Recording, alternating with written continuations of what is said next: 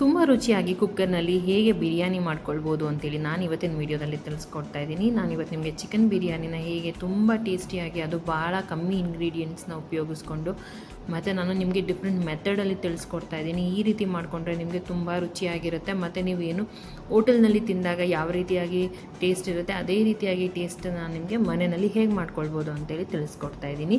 ಎಲ್ರಿಗೂ ನಮಸ್ಕಾರ, welcome back to my YouTube channel.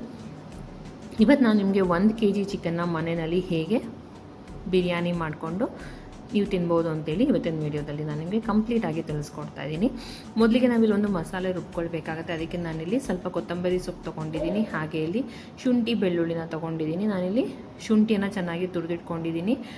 ಒಂದು ಚಿಕ್ಕದಾದ ಈರುಳ್ಳಿ, ಒಂದು ಟೊಮ್ಯಾಟೊ, ಹಾಗೆ 2 ಪಲಾವ್ ಎಲೆನ ತೊಗೊಂಡಿದ್ದೀನಿ. ನಾವು ಪಲಾವ್ ಎಲೆನ ರುಬ್ಬೋದಕ್ಕೆ ಹಾಕ್ಕೊಳ್ಳೋದ್ರಿಂದ ನಿಮಗೆ ಏನು ಈ ಜೊನ್ನೆ ಬಿರಿಯಾನಿ ತಿಂತಿರಲ್ಲ ಅದೇ ರೀತಿ ಟೇಸ್ಟ್ ಕೊಡುತ್ತೆ. ಇವಾಗ ನಾನಿಲ್ಲಿ ಸ್ವಲ್ಪ ಕೊತ್ತಂಬರಿ ಸೊಪ್ಪು ಹಾಗೆ ಪಲಾವ್ ಎಲೆ ತೊಗೊಂಡಿದ್ದೀನಿ 2, ಹಾಗೆ ಸ್ವಲ್ಪ ಟೊಮೆಟೊನ ಹಾಕ್ಕೊಳ್ತಾ ಇದ್ದೀನಿ, ಅಂದರೆ 1 ಟೊಮೆಟೊನ ಹಾಕ್ಕೊಳ್ತಾ ಇದ್ದೀನಿ. ಮತ್ತು ನಾನಿಲ್ಲಿ ಒಂದು ಚಿಕ್ಕದಾದ ಈರುಳ್ಳಿ ಹಾಕ್ಕೊಳ್ತಾ ಇದ್ದೀನಿ,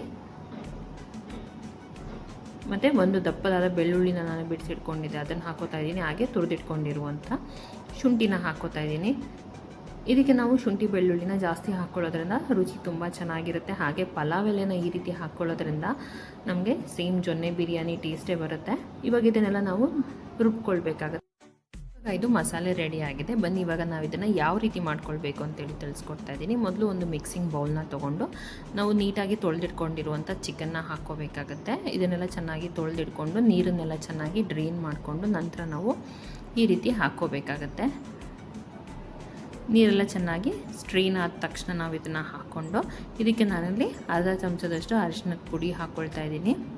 ಸ್ವಲ್ಪ ಜಾಸ್ತಿನೇ ಅರಿಶಿಣದ ಪುಡಿ ಹಾಕ್ಕೊಳ್ಳಿ. ಇದರಿಂದ ನಿಮಗೆ ಏನು ಹೋಟೆಲಲ್ಲಿ ನೀವು ಬಿರಿಯಾನಿ ತಿಂದಾಗ ಯಾವ ರೀತಿಯಾದ ಕಲರ್ ಇರುತ್ತೆ ಆ ರೀತಿ ಕಲರ್ ಬರಬೇಕಂದ್ರೆ ಸ್ವಲ್ಪ ಜಾಸ್ತಿ ಅರಿಶಿಣದ ಪುಡಿ ಹಾಕ್ಕೊಳ್ಳಿ.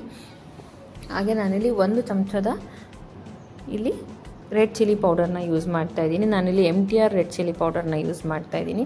ನಿಮಗೆ ಖಾರಕ್ಕೆ ಎಷ್ಟು ಬೇಕೋ ಅಷ್ಟು ನೀವು ಇಲ್ಲಿ ರೆಡ್ ಚಿಲ್ಲಿ ಪೌಡರ್ನ ಯೂಸ್ ಮಾಡ್ತಾಯಿದ್ದೀನಿ. ನಾನಿಲ್ಲಿ ಯಾವುದೇ ರೀತಿಯಾದ ಹಸಿರು ಮೆಣಸಿನ್ಕಾಯಿನ ಹಾಕ್ಕೊಂಡಿಲ್ಲ, ಸೊ ಅದರಿಂದ ನಾನಿಲ್ಲಿ ಖಾರಕ್ಕೆ ರೆಡ್ ಚಿಲ್ಲಿ ಪೌಡರ್ನ ಯೂಸ್ ಮಾಡ್ತಾಯಿದ್ದೀನಿ. ಹಾಗೆ ನಾನಿಲ್ಲಿ ಧನಿಯಾ ಪುಡಿನ ಹಾಕ್ಕೊಳ್ತಾ ಇದ್ದೀನಿ.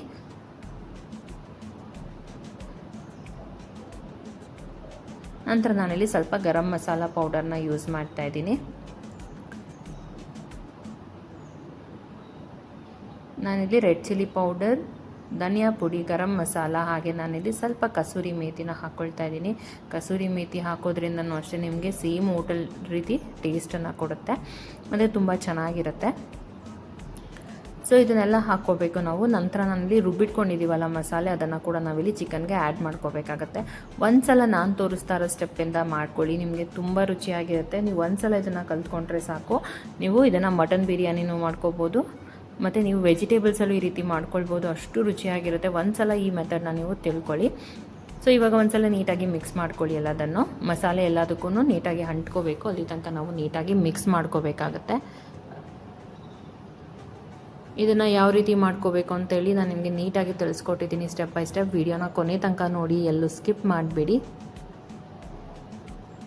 ಎಲ್ಲದನ್ನು ಚೆನ್ನಾಗಿ ಮಿಕ್ಸ್ ಮಾಡ್ಕೊಳ್ಳಿ.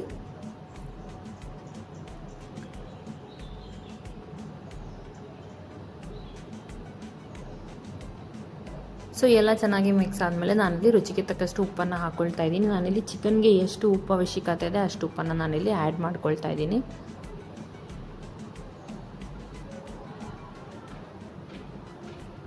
ನಂತರ ಇದನ್ನು ಕೂಡ ನಾವು ನೀಟಾಗಿ ಮಿಕ್ಸ್ ಮಾಡ್ಕೋಬೇಕು.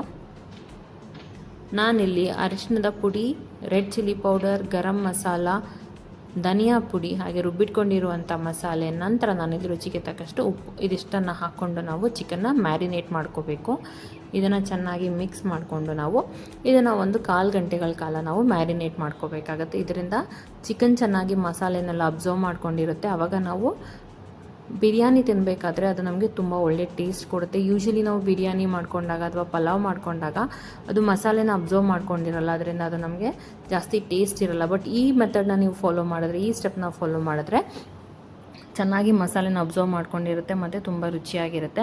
ನಂತರ ನಾನಿಲ್ಲಿ 3ರಿಂದ 4 ಚಮಚ ಅಂದರೆ ಸಣ್ಣ ಚಮಚದಲ್ಲಿ 3ರಿಂದ 4 ಚಮಚ ನಾನಿಲ್ಲಿ ತುಪ್ಪನ ಹಾಕೋತಾ ಇದ್ದೀನಿ. ನಾನಿಲ್ಲಿ ನಂದಿನಿ ಅವ್ರ ತುಪ್ಪನ ಯೂಸ್ ಮಾಡ್ತಾಯಿದ್ದೀನಿ, KMF ಅವ್ರದ್ದು.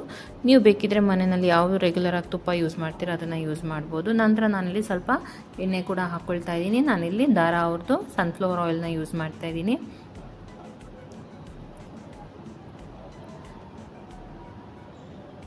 ಸೊ ಎರಡನ್ನು ನೀಟಾಗಿ ಮಿಕ್ಸ್ ಮಾಡ್ಕೊಳ್ಳಿ. ಇಲ್ಲಾಂದರೆ ನೀವು ಬೇಕಿದ್ರೆ ಪ್ಯೂರ್ ತುಪ್ಪದಲ್ಲಿ ಬರೀ ತುಪ್ಪದಲ್ಲೇ ಮಾಡ್ಕೊಳ್ಬೋದು, ಇದು ನಿಮಗೆ ಆಪ್ಷನಲ್. ಸೊ ಎಣ್ಣೆ ಚೆನ್ನಾಗಿ ಬಿಸಿ ಆಗಬೇಕು, ಎಣ್ಣೆ ಮತ್ತು ತುಪ್ಪ ನೀಟಾಗಿ ಮಿಕ್ಸ್ ಆಗಿ ಅದು ಚೆನ್ನಾಗಿ ಬಿಸಿ ಆಗಬೇಕಾಗತ್ತೆ. ಅದೆರಡು ಚೆನ್ನಾಗಿ ಬಿಸಿ ಆದಮೇಲೆ ನಾನು ಮತ್ತೆ ಇನ್ನೂ ಸ್ವಲ್ಪ ತುಪ್ಪ ಹಾಕೋತಾ ಇದ್ದೀನಿ. ತುಪ್ಪದ ಫ್ಲೇವರ್ ಇದ್ದರೆ ತುಂಬ ರುಚಿಯಾಗಿರುತ್ತೆ ಅಂತ ಹೇಳಿ. ನಂತರ ನಾನಿಲ್ಲಿ ಕೆಲವೊಂದು ಮಸಾಲೆಗಳನ್ನು ಇಟ್ಕೊಂಡಿದ್ದೀನಿ. ನಾನಿಲ್ಲಿ ಸ್ವಲ್ಪ ಈರುಳ್ಳಿನ ನಾನು ಉದ್ದುದ್ದಕ್ಕೆ ಕಟ್ ಮಾಡಿ ಇಟ್ಕೊಂಡು, ಹಾಗೆ ನಾನಿಲ್ಲಿ 2 ಚಕ್ಕೆ ಮತ್ತು 1 ಪಲಾವ್ ಎಲೆ ಮತ್ತು 4 ಲವಂಗನ ಹಾಕೋತಾ ಇದ್ದೀನಿ. ಇದು ಕೂಡ ನಮಗೆ ಡಿಫ್ರೆಂಟ್ ಫ್ಲೇವರ್ ಕೊಡುತ್ತೆ. ನಾವೀಗ ಆಲ್ರೆಡಿ ಗರಂ ಮಸಾಲೆನ ಚಿಕನ್ ಮ್ಯಾರಿನೇಟ್ ಮಾಡೋದಕ್ಕೆ ಹಾಕೊಂಡಿರೋದ್ರಿಂದ ನಾನಿಲ್ಲಿ ಸ್ವಲ್ಪ ಮಸಾಲೆನ ಹಾಕೋತಾ ಇದ್ದೀನಿ. ಸೊ ಈರುಳ್ಳಿ ಕಲರ್ ಎಲ್ಲ ಬ್ರೌನ್ ಆದಮೇಲೆ ನಾವು ಏನು ಮ್ಯಾರಿನೇಟ್ ಮಾಡಿ ಇಟ್ಕೊಂಡಿರ್ತೀವಲ್ಲ ಚಿಕನ್ನ, ಅದನ್ನು ನಾವಿಲ್ಲಿ ಆ್ಯಡ್ ಮಾಡ್ಕೋಬೇಕಾಗತ್ತೆ. ನಾವು ಯಾವುದೇ ರೀತಿಯಾದ ನೀರನ್ನು ಬಳಸಬಾರ್ದು. ಈವನ್ ಮಸಾಲೆ ರುಬ್ಕೊಳ್ಬೇಕಾದ್ರೂ ಕೂಡ ನಾವು ನೀರನ್ನು ಬಳಸ್ಕೋಬಾರ್ದು. ಸೊ ಎಲ್ಲದನ್ನು ಚೆನ್ನಾಗಿ ಫ್ರೈ ಮಾಡ್ಕೋಬೇಕು. ಅಂದರೆ ನಾವು ಹಾಕಿರುವಂಥ ಮಸಾಲೆಗಳದ್ದು ಹಸಿ ವಾಸನೆ ಹೋಗಬೇಕು ಮತ್ತು ಚಿಕನ್ ಚೆನ್ನಾಗಿ ಡ್ರೈ ಆಗಬೇಕು. ಮಸಾಲೆನ ಅಬ್ಸರ್ವ್ ಮಾಡಿಕೊಂಡು ಅಲ್ಲಿ ತನಕ ನಾವು ಚೆನ್ನಾಗಿ ಫ್ರೈ ಮಾಡ್ಕೋಬೇಕಾಗತ್ತೆ. ನೋಡಿ, ಈ ರೀತಿಯಾಗಿ ಅದು ಡ್ರೈ ಫ್ರೈ ಆಗಬೇಕು. ನಾವು ಅಲ್ಲಿ ತನಕ ಚೆನ್ನಾಗಿ ಫ್ರೈ ಮಾಡ್ಕೋಬೇಕು. ಅದು ನಾವು ಹಾಕಿರುವಂಥ ಎಣ್ಣೆ ತುಪ್ಪ ಬಿಟ್ಕೊಂಡು ಬರೋ ತನಕ ನಾವು ಅದನ್ನು ಚೆನ್ನಾಗಿ ಡ್ರೈ ಫ್ರೈ ಮಾಡ್ಕೋಬೇಕಾಗತ್ತೆ.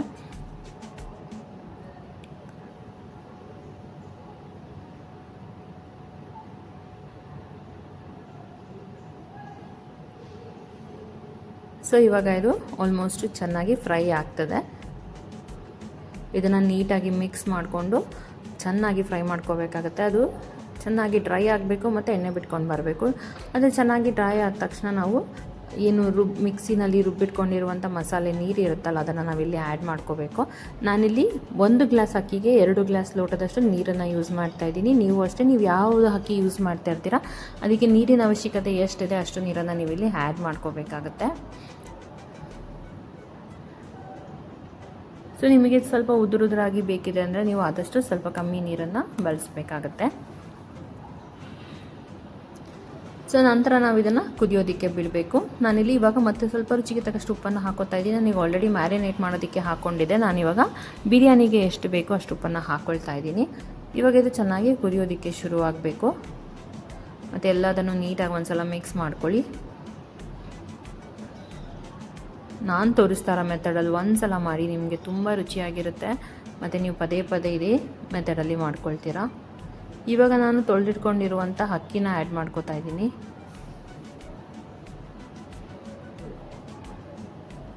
ನೀವಿಲ್ಲಿ ನಾರ್ಮಲ್ ಆಗಿ ಮನೆಯಲ್ಲಿ ಯಾವ ಅಕ್ಕಿನ ಯೂಸ್ ಮಾಡ್ತೀರಾ ಅದನ್ನು ಯೂಸ್ ಮಾಡ್ಬೋದು. ಇಲ್ಲಾಂದರೆ ನಿಮಗೆ ಬಿರಿಯಾನಿ ರೈಸ್ ಇದ್ದರೆ ನೀವು ಅದನ್ನು ಕೂಡ ಯೂಸ್ ಮಾಡ್ಕೊಳ್ಬೋದು.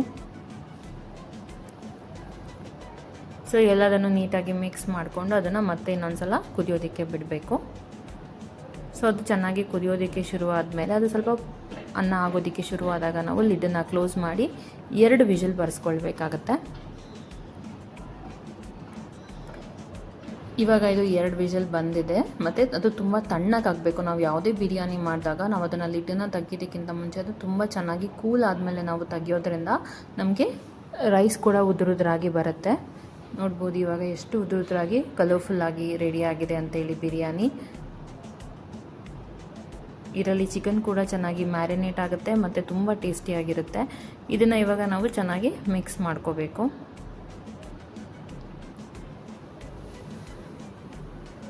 ಸೊ ಈ ರೀತಿಯಾಗಿ ಮಿಕ್ಸ್ ಮಾಡಿಕೊಂಡ್ರೆ ರುಚಿಯಾದ ಚಿಕನ್ ಬಿರಿಯಾನಿ ರೆಡಿ ಆಗಿದೆ. ವಿಡಿಯೋ ಇಷ್ಟ ಆದರೆ ಲೈಕ್, ಶೇರ್, ಸಬ್ಸ್ಕ್ರೈಬ್ ಮಾಡೋದನ್ನು ಮರಿಬೇಡಿ. ಮತ್ತು ಯಾರಿಗೆಲ್ಲ ಚಿಕನ್ ಬಿರಿಯಾನಿ ಇಷ್ಟ, ಯಾರಿಗೆಲ್ಲ ಮಾಡ್ಕೊಳ್ಳೋದಕ್ಕೆ ಬರಲ್ಲ ಅವರಿಗೆ ಈ ರೆಸಿಪಿನ ಶೇರ್ ಮಾಡಿ. ಇದೇ ರೀತಿ ವೀಡಿಯೋಸ್ಗಾಗಿ ನನ್ನ ಚಾನಲ್ನ ಸಬ್ಸ್ಕ್ರೈಬ್ ಮಾಡಿ.